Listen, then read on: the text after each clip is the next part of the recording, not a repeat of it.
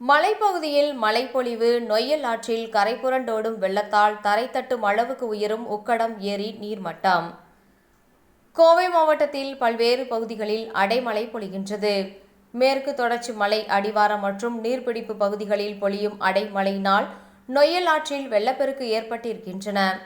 சித்திரை சாவடி அணைக்கட்டிலும் தண்ணீர் நிரம்பி வழிந்து ஓடும் நிலையில் அருகாமையில் உள்ள நீர்பிடிப்பு பகுதியில் நீர்மட்டம் உயர ஆரம்பித்திருக்கின்றனர்.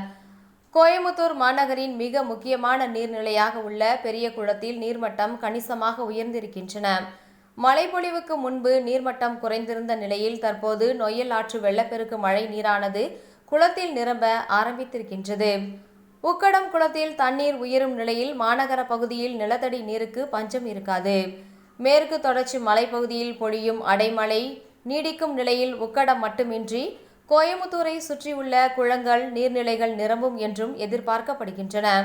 நீர்நிலைகளுக்கு நீர் வருகின்ற வழிபாதை பராமரிக்கப்பட்டு இருக்கின்ற நிலையில் நொய்யல் ஆற்றிலிருந்து உக்கடம், பெரிய குளம் உள்ளிட்ட குளங்களுக்கு நீர் தடையின்றி சென்று ஏரியின் முழு கொள்ளளவை நோக்கி நிரம்ப ஆரம்பித்திருக்கின்றது.